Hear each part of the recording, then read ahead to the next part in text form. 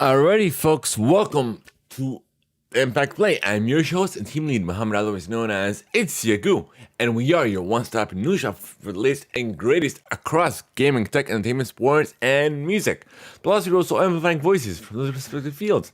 And having this told here on Impact Play, you can join us live when we record over at twitch.tv/Play, as well as youtube.com/Play, where we are simultaneously co-streaming to both platforms. So, however, consumer content to whatever consumer it, we are there. Your support keeps the lights running and keeps the content coming.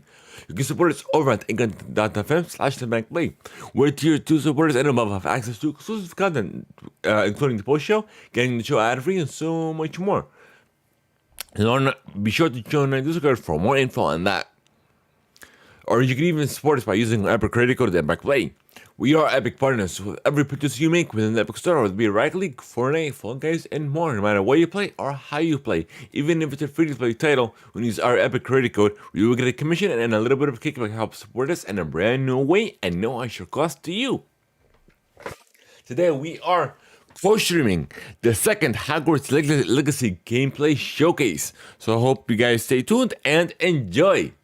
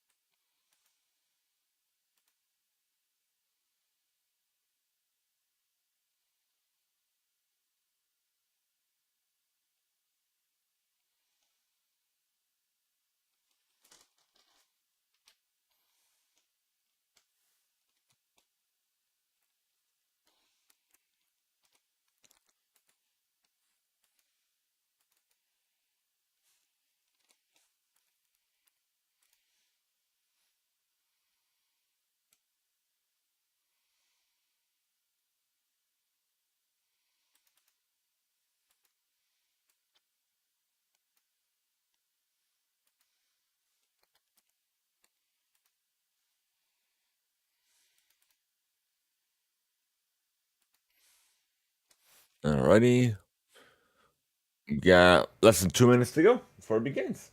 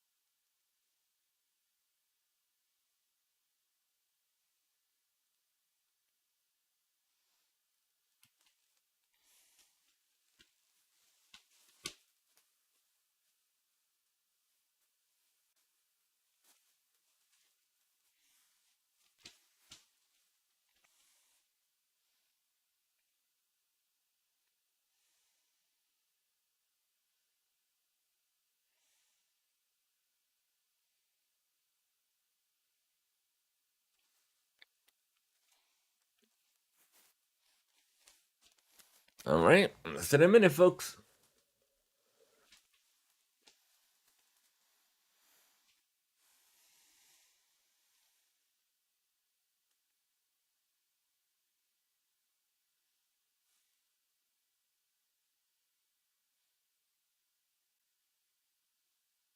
No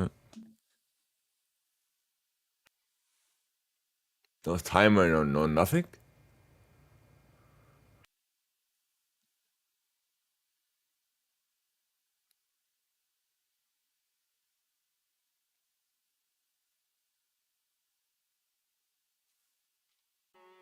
There we go.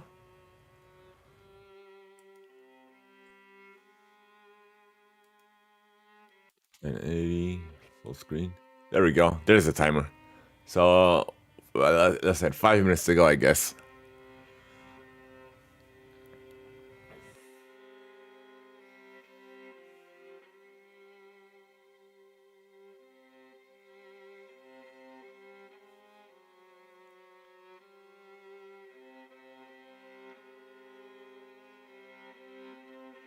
So I guess it's gonna do like a deep dive into more of gameplay, character creation, and what have you.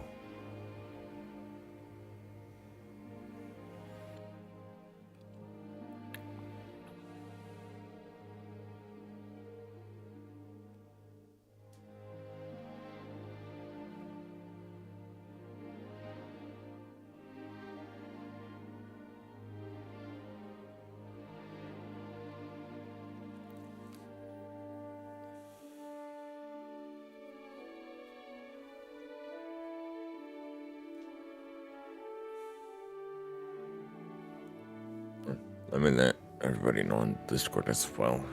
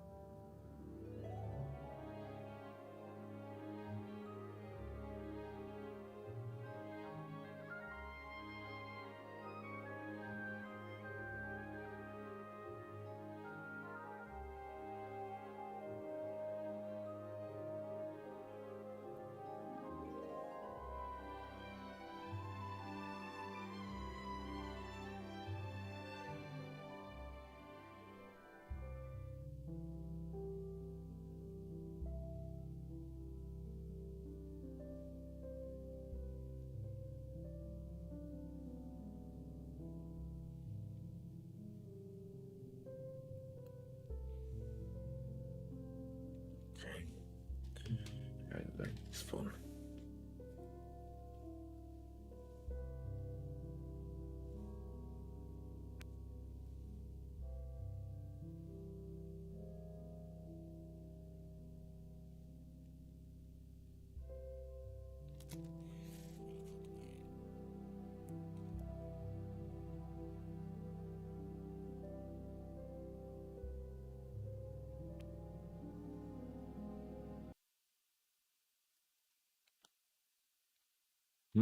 Why do that?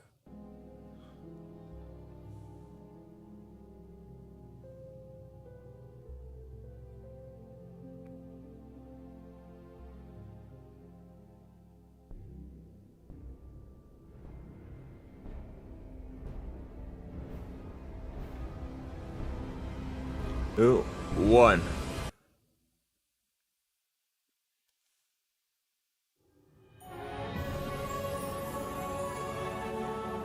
Here we go.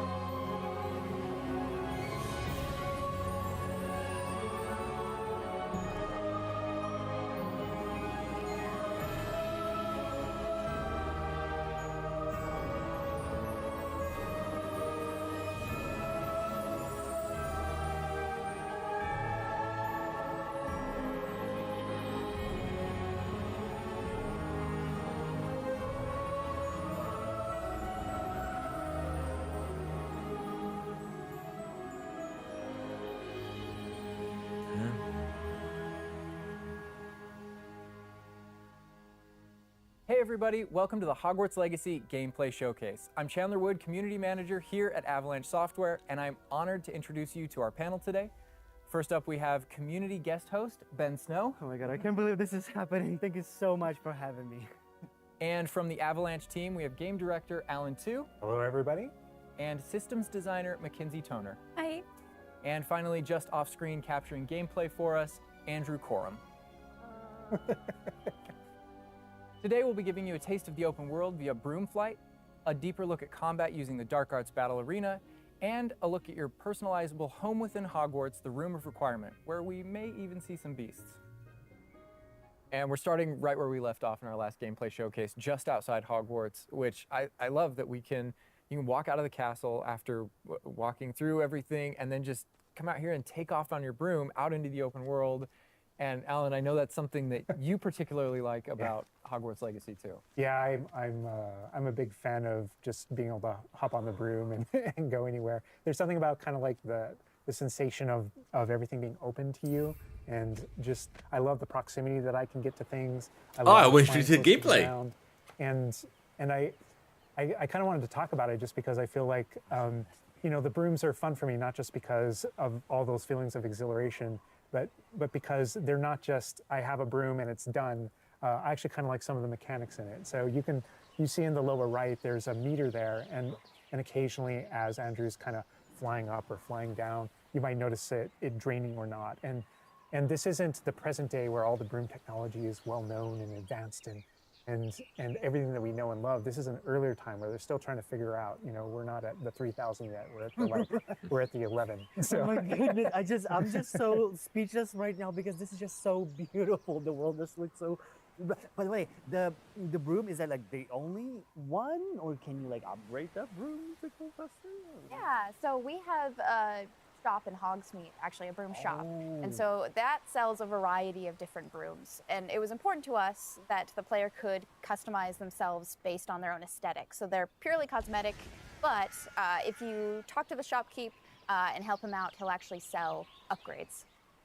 Yeah, and those upgrades will make it so that where normally the broom, you can only fly, you can only go at max speed. It's kind of like a turbo meter down there. You can only go at max speed without the meter going down, kind of closer to the ground. And as you raise into the air, you'll notice the meter drop. And so those upgrades will allow you to increase that distance from the ground. And the broom owner at the sporting goods store in Hogsmeade is trying to perfect the broom and get better at it and know it better. And you can participate that and get better and better brooms through that. And I love that mechanic encourages you to actually explore the world and kind of stay close to the ground. It's not just a travel mechanic, point A to point B. You're not just flying high over everything, although it is beautiful, something I really love doing, but as well, there's lots to explore on the ground, and so kind of keeping you down at the ground level. And to me, it feels like it's got this kind of surfing vibe over the. Oh my god! Like I'm just like I want to snatch the controller from Andrew right now because I want to go to the mountaintop, I'm going to that forest, and to that hamlet, or I don't know if that's how it's called. I think that's what it is. No, it's awesome. We're actually gonna land here, and I feel like that you call it a hamlet is just perfect, just because that's what we refer to it as, and so. We all know from lore that Hogsmeade is the only all-wizarding village within Britain, but we wanted other opportunities to kind of meet other characters out here and to kind of populate the landscape, so it's not just kind of, barren as you leave out this direction and that direction. And so we just imagine these different dwellings, these different smaller locations that wizards might live in out in the Scottish Highlands. And so it's those, and so we refer to those as hamlets, and they're opportunities to learn those wizard stories, how those different locations have kind of like learned to live, what their relationships are with characters at Hogsmeade and Hogwarts. And so they're both quest opportunities out here and a chance to kind of get to know more of the area, even beyond Hogwarts and Hogsmeade that we've already experienced.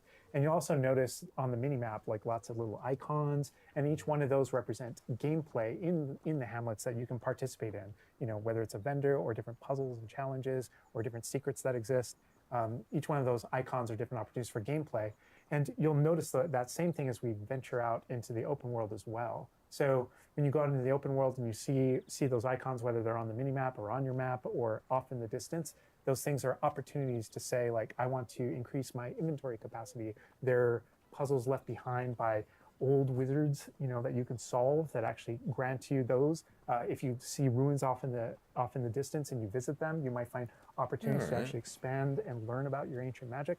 And as you kind of encounter different enemies dotted on the landscape, sometimes those characters, poachers or dark wizards, might be hoarding different magical resources that are valuable to you as you're playing the game. So each one has kind of like a way to connect to our gameplay loops and provide different opportunities that just kind of reward you for poking around. I mean, I right away want to just cover all of those points on the map just by going over there. Well, we've flown on a broom already, but there is something that we haven't done so far, and that is getting on our flying mount.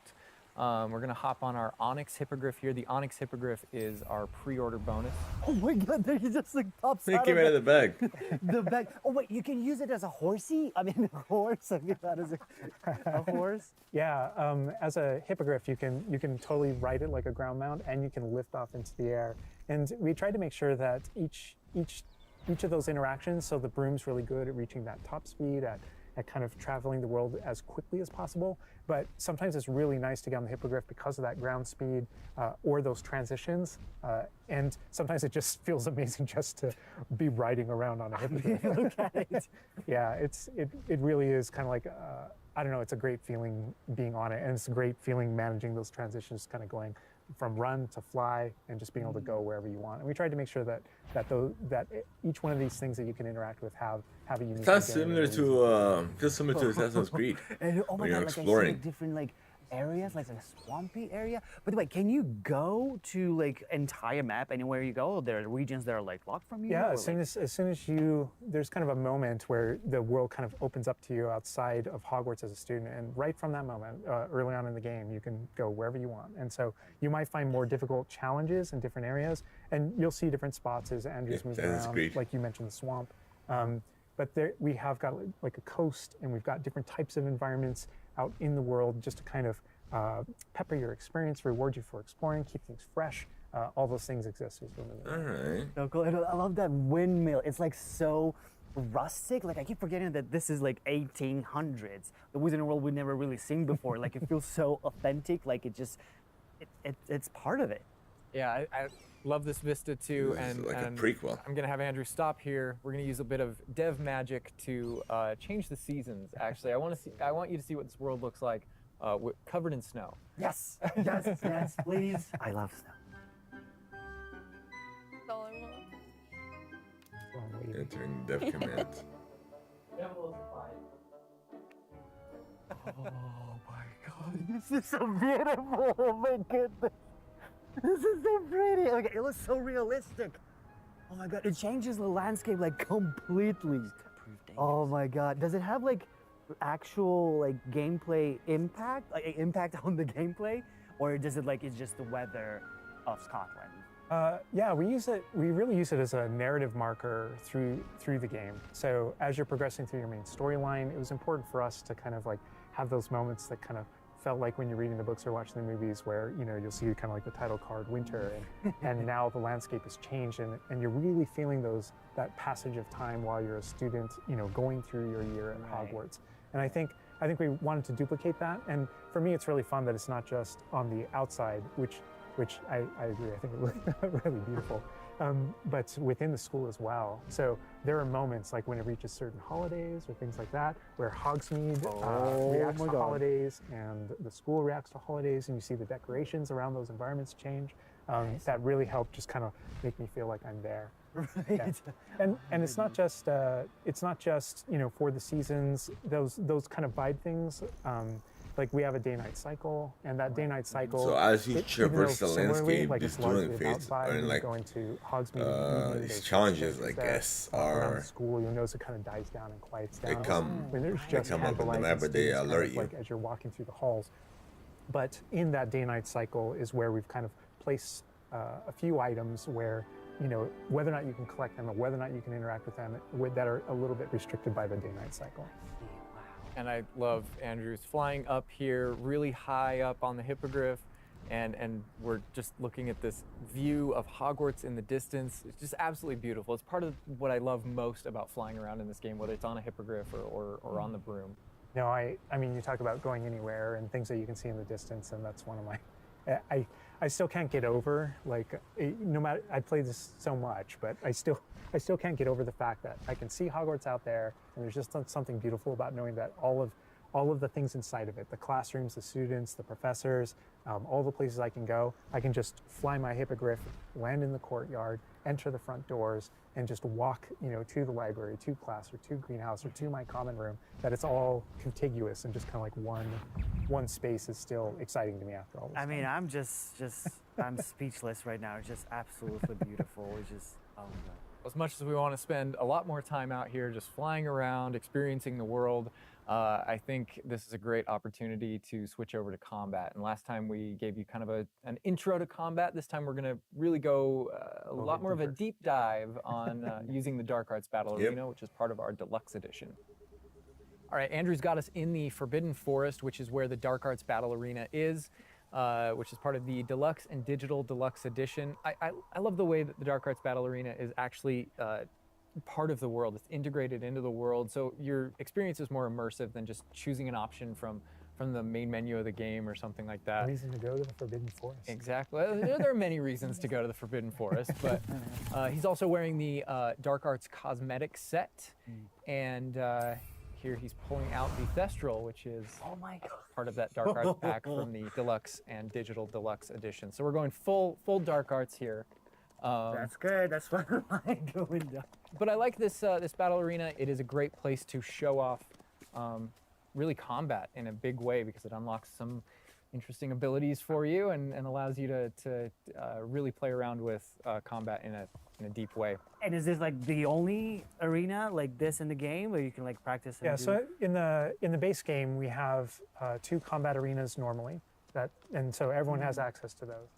And each of the combat arenas are an opportunity to kind of just go through a difficult combat challenge, fight through multiple waves, in order to earn a different cosmetic for your character and add that to your collection. Oh, so it's kind of like Destiny. In the case of that's no different than the Dark Arts Battle Arena. That's also true, the combat arena.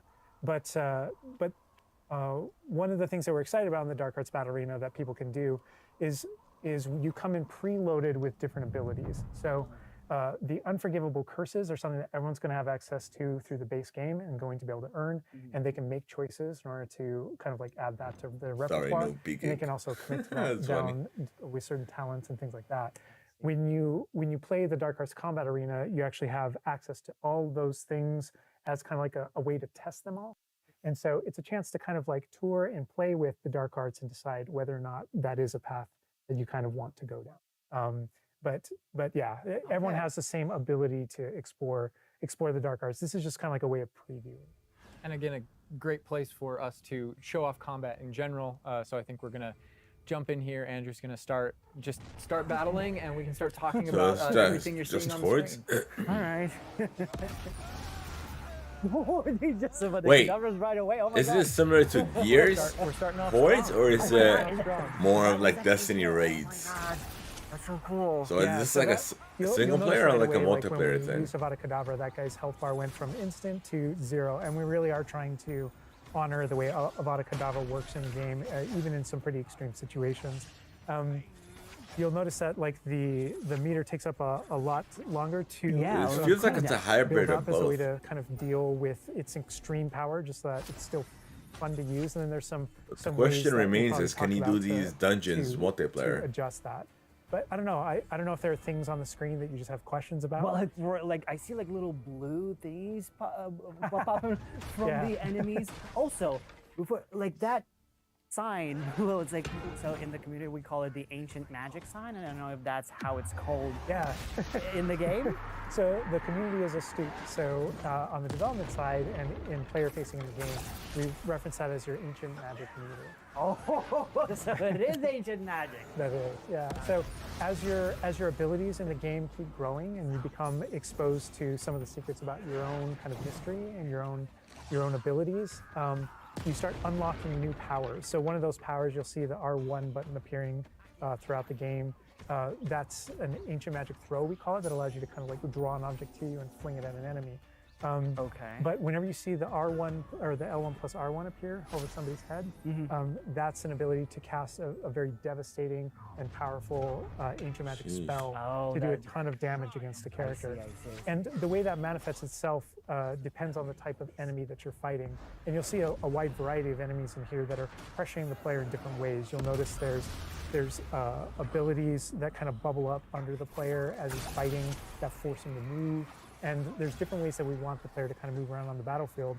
And that's actually a good link to the ancient magic meter in general. And the reason why I say that is because as you're doing different things in combat, you're protegoing and you're doing different abilities and you can kind of spec into it with your talents, there are different ways to get that meter to build faster and faster. But one of the most effective base ways to build up that meter fast, that way you can launch these devastating attacks whenever you want to, is to actually perform combos. So you see that combo appearing, and it's almost like your emotions are building up, and then basically that builds up enough that you can Oh, you can attack someone. control like the But environment. As the combo almost. meter builds up, at some point you strike someone and a piece of their magic kind of falls out of them. You'll see these blue orbs in the game world, and there's something that only you can see in the narrative, in the world. And it's another reason to move around on the battlefield. If you can go up and collect those things and suck them in, they give big. But is it like a big curse jumps that it's to inflicting that on them? ancient meter The as green they're flying. X's? Talking a lot about spells and magic here, but I think there's another huge component of combat, and that is the tools that you can bring to combat as well to kind of change the way you play. And I think Mackenzie knows a lot about what's going on with the plants and potions. And so the tools are really interesting because they're basically like a prior investment. So you can bring the potions and the plants that you grow in the Room of Requirement to combat to essentially kind of help you defeat enemies a lot quicker and more efficiently. So some of the tools that you'll see here are like the rock skin potion. So that is something that basically covers your skin in this like rocky material that reduces the incoming damage that you're receiving. So against And there's big two, enemies, apparently. hard-hitting enemies like trolls, that's super helpful. Yep. Oh my god, he's just destroying. The troll just collapsed from one of the cadavers. Obviously, we have the Wiggenweld potion as well, which increases your health. And then we have the focus potion. So when Alan talks about having to balance Avada Kedavra with a long cooldown, because like the obviously Spidey it's an sense. instant kill, one thing that you could do is brew a focus potion, and that will increase how quickly your cooldowns regain. Right. Oh my god, there's just so much like versatility, like in what the character is doing to the troll right now. Like he's just bouncing around the arena. He's like not, and the troll makes him move around too. Looks like. And I love that our plants are violent. Yes, and so that's like when we were talking about the setup of the I said arena. wait for Lee. You also have plants that you can fight with, and so we have things like the venomous tentacula that you can put down, and it acts like a turret, and it just kind of shoots enemies around the battlefield. That Can you is make them so attack each other? I cool. don't think This is like so. a truly like Hufflepuffian way to approach the battle. Yes. No, that was super important to us, that there were these like multiple ways. And so you can see there's a ton of different things that you can use. The mandrake is one, so you can pull it out and it stuns with its like piercing cry these enemies in a radius. And another thing I want to call out that we're seeing on the side of the screen here is these dueling feats, which I love because I love anything that prompts me to play a game in a different way, a unique way. I don't want to get stuck in my style, you know? And so this is a way to, if you want to get stuck in your style, go for it. If you just want to blast people with spells, go for it. But we also want to have some Blow 'em things up. over here that may make you use certain plants or certain potions or block more or... Yeah, we mentioned the field guide challenges in the prior stream, and the field guide challenges, this is the way that the field guide manifests like challenges for you to do in combat. And exactly to your point, we just wanted a way to encourage players to explore the different systems, to help them decide, to just kind of practice with them and explore what they want to do, because there really are so many different ways that you can push talents. When you see the green X's on characters, That's right. and that's kind of through your talents, you can unlock this kind of cursing mechanic that sort of like links the fates of these different characters on the battlefield. That way, as you get as you're cursing different characters, they all begin sharing damage. And so we have things like that's what that Avada, is. which is the insta-kill. That was right, If it you is, curse yeah, everyone curse. before you insta-kill this one guy, they can all drop dead for that kind of ultimate Voldemort fantasy. So link their faces And so- together. Oh my god. There are dark arts fantasies. There's fantasies about being more of a defense against the dark arts character, things like that misty step that you see. Yeah, he turned into a chicken. Occasionally being used on the battlefield, and we can also spec into our potions and plants to make them more powerful and more efficacious. So it's Wow. all about which type of player you feel like you are, and whether or not you want to play with prep, on the fly, or with deliberation. Did he just and attack those are all teammate? different options. That is so cool because like it's like I see so much like going on the stream, just so much complexity. And What happens to chicken? I want to just try it myself, like which style works best. I mean, I feel like it's the dark arts is going to be the easiest route, but You're that our ancient audience. magic, to be honest, feels like much more powerful than just the dark arts. Yeah. To be fair. And speaking of plants and potions, we're going to be putting the dark arts away, put those unforgivable curses away, and heading to the Room of Requirement, which is your home within Hogwarts, a personalizable space that actually has some utility as well, where you get to brew things and grow things and also care for some beasts. All right, Andrew's got us in the Room of Requirement, we kind of went casual mode on the outfit here, wearing a nice jumper. And I think that's a good jumping off point for the personalization of the space as well. Not just your character and the visuals of your character, but actually this space is a place that you can make your own. Yeah, it was super important to us that this space really did feel like your reflection as a wizard. So you can change the architecture in here. What? Different themes throughout, starkly different themes, to really just hammer home that this is yours. You Oh can my change- god, what? This is beautiful. We never expected that to be. Oh my god. That's the thing, is not only can you change the architecture here, but you can actually conjure little objects into this space, as you can see. So there's like statues that you can do, and ornaments and tables and rugs and just a bunch of little things that really flesh out the space and bring it to life. Oh my god, because like we had an idea that those places where you brew stuff, that's where you can change, but you can do all of this. Where do you even get this stuff? Like there's a furniture store? Yeah, so we call them conjurations. And the conjuration recipes can be purchased at Tomes and Scrolls in Hogsmeade. But also as you engage in different types of gameplay throughout the world, you'll be rewarded with different objects. That's so cool. And you change color? You can change the color, you can Nice. change the size of it, and you can place it basically anywhere. Oh my god, it's so tiny. It's like for baby Niffler. And I love how the system too is designed. It's not mechanical; it's immersive, and so you get the magical effect of conjuring it in, and you're actually doing this in the world as your character, but the way you've blended like that gameplay with the immersive design of personalizing Oh the my space. god, like, and I love the animation, how it like appears, you know, like it's not just like there, it's like it almost like it apparates. It is really quite beautiful, and that was the thing, is we wanted that to look really nice because the magic in the wizarding world is everywhere. It's physical, it's kinetic, and it's whimsical. We really wanted to nail that whimsy in this space. Yeah.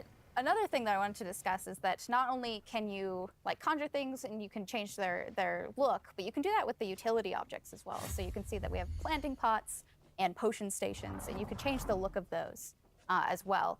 And these are the areas where, as we had mentioned previously, you'll be growing your plants, you'll be brewing your potions. Right. So while you're also doing these like kind of nurturing based activities, this is also the space where you would bring your gear to be identified and gear to have like rates put on it, which I believe Alan can talk to. Oh. Yeah, we keep bringing up appearance and how it looks, and on a, like in the game you can look like anything you want to whenever you want to, but the player will be finding different types of gear, that we call it, as you progress through the game. And essentially we just know that clothes and different items in the wizarding world can have different magical properties. And as you explore and as you adventure and as you defeat enemies, you're going to be finding different pieces of gear that have different abilities, and that can help you in your journey and are a major part of you kind of growing as a wizard and advancing as a wizard. And so There's a huge list. and not all the time, whenever you get a new piece of gear, you don't necessarily know exactly what it does. And so there is a station inside of the room of requirement that you can conjure. It's one of the first things you conjure, called an identification station, where you can actually bring that gear that you're uncertain about and learn what its abilities are. Right, yeah, that's so cool. And then as this space advances even further, and the space will eventually grow its own rooms, and you're going to get new recipes, like Mackenzie's talking about, all these different things keep expanding. And as it expands, eventually you're going to earn what we see here, which is called a loom. And when you set up a loom, it's an ability to essentially customize exactly which magical properties are on your gear and take any piece of gear and adjust its properties and to tweak what it does. And I mentioned earlier that you can make anything look like anything. The collection of appearances, we call it, or cosmetics, we've been referring to it in this stream. Those types of things you can use, and you can apply a look to any other look. So if you get a piece of gear, you put it on, you look like that, but you can change it to look like whatever you want. That's so cool. And like you can just put some ability to the sweater, but then you can just swap that ability. Yep, and appearances you can edit whenever you want in the gear screen. The loom is specifically about applying traits and applying larger upgrades that just kind of grant you greater statistical advantage or give you really specific abilities that blend in nicely with where you're trying to go with your combat fantasy or talents and things like that. Interesting. I'm just seeing that they're just like pumpkin fur, mooncalf fur. Where does that come from? Yeah, and so you'll notice that the ingredients that are used to add traits and to upgrade your gear are based around beasts. So this is where we get into the beast care section, which is inside this vivario. Kind of bigger space on the inside idea. And so you can see here we have a couple of beasts out. We have a graphorn and a mooncalf and a niffler and a kneasel as well. So quite a variety. Oh my God, he's just like a big puppy. They're so cute. Cuddling. I know, oh my God, they're together. Oh, that's so cute. They're adorable. And so part of beast care is petting them as well, but feeding them too. And so once you do those things, that's when they feel safe enough that they'll give you their magical ingredients. So mooncalf fur, niffler fur. Oh, I thought you get them from the feeding these in the wild. So like intuitive, because like that makes sense. Because when you touch the animals, you get some fur leftovers. That's so. Oh my God. Yeah, and we really want to hammer home the fact that this is like a home that you're making for them. So in the overland, you can find these beast dens and rescue these beasts. Part of doing so is brushing them and feeding them food as well, and to build that relationship with your beasts. In addition to be able to care for beasts, you can actually conjure things in this space as well. Oh, nice. The house, the cottage. Yeah, right. And so we have like a lot of little ornaments in this area, and a lot of them are purely cosmetic, but they look really cool. Again, it's the personalization of this space. Oh my goodness, no, this is like, I'm gonna spend 8 hours just designing this whole area to personalize. This is like cool. It's like you have this little play area, like a personalized fish tank, so to say, just for the creatures. I love it. Yeah, no, totally. And there's like a decoration aspect, but there's also, we were saying inside as well, is there's a utility aspect to it too. So as you progress in the game and you're able to purchase more conjurations, you're able to speed up your process. So one of them, for example, is the food processor, which allows for the beast in the space to automatically get feed, so you don't have to do it manually. And so you're really building the progression for yourself here. In addition, there's also a toy box where you can play with your beasts. And you'll see here, yeah. So you can, there's a bunch of toys in it, and each beast has their own favorite toys. So as you can imagine, the mooncalf really likes the moon ball, or the kneasel, as like a little cat, really likes to chase the yarn ball as well. Right. And they're super cute. Oh my God. Watching them, it's so cute. And the big thing we really wanted to hammer home is that the world is a dangerous place. Reminds me And of so by Pokemon going too, how you and get to play with your rescuing these Pokemon. beasts and bringing them back here and caring for them, you're really helping them out. There's poachers in the overland who hunt these beasts for their material. So instead, you're caring for them. You're giving them a home. Right. Oh my God, this Graphorn is just gigantic. But he looks like my dog. My dog's right now for sure. You could actually name them as well. So like your dog. So getting back into that personalization, you know, yeah, we didn't want you to just like throw in, oh, here's a Graphorn in here. Like, this can be named whatever Andrew's about to name them. Bruce. It's a good name. You know, we've created this really nice space, and you can get additional vivariums, correct, to different kind of aesthetics and looks to where you're keeping your beasts and caring for them. Progression is a big part of this space as well. So as you progress through the story, you will unlock more vivariums. So as you can see, this one's quite meadow themed, big, open, bright. But there's other ones, say like a swamp that you might encounter. And it's really a visual effect to and more space for your beast.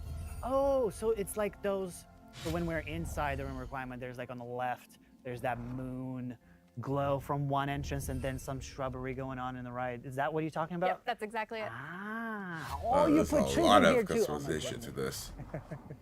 And another thing with the beast care that I think is great, you know, tying back to this same kind of thing that you did with like the broom, where the broom is not just a method of travel, it's actually built in and integrated into the world. In the same way, like beast care isn't just this added element. You're not just throwing it on top. There's really this like narrative and integration to Materials, huh? Yeah, everything Everything. connects. So as you progress through the missions, you'll expand the space. As you earn resources, you'll go into Hogsmeade and use them to unlock the gameplay here and unlock new conjurations and different things to play around with. In the open world, it's in those different environments, like the different combat and conflicts and bandit camps and different things like that that exist in the overland. Those things are what hold recipes that exist in the loom. So all these things have a way of connecting.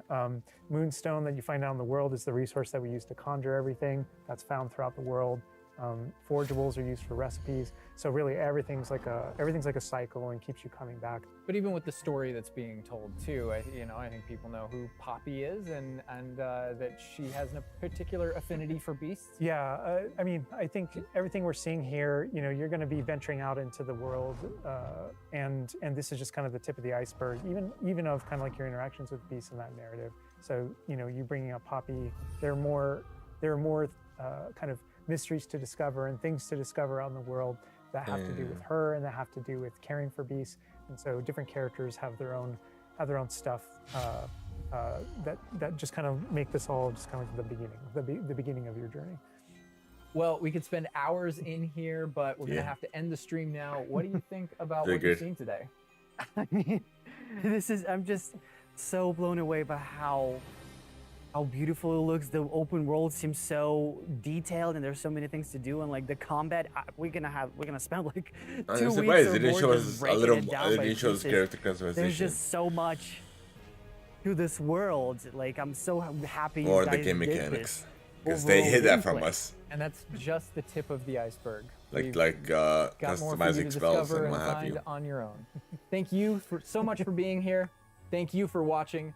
Hogwarts Legacy is available for pre-order now. It releases February 10th with 72-hour early access for owners of the Collector's, Deluxe, and Digital Deluxe Edition. We're gonna wrap things up, but first we've got a little surprise for you. Let's see what's the Bye. surprise.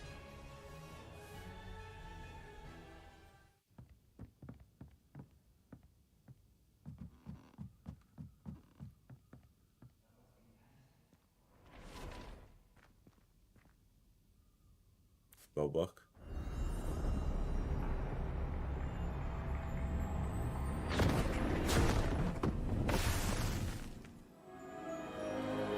I knew it was gonna.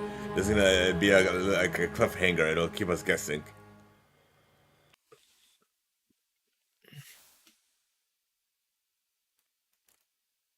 Alrighty, folks. So it looks like that's it for the second Hogwarts Legacy gameplay showcase. Hope you guys enjoyed our co-stream. Be sure to check us out over at when we record the show live over at twitch.tv/TheImpactPlay, as well as youtube.com/TheImpactPlay, where we will be simultaneously be live recording to both platforms. And also you can check out the Impact Play on your favorite podcast platform, whether it be YouTube, Spotify, Apple Podcast, Amazon Music, and more. So no matter however you listen or where you listen, we are there. So if you guys happen to miss this live co-stream, you check out our live reactions and what have you. Don't worry, this will be available on our YouTube channel. So youtube.com/THEIMPACTPLAY. And just hit the follow button, hit the subscribe button as well. Thank you guys so much for tuning in. We appreciate every single one of you. Have a good one, and until next time, folks.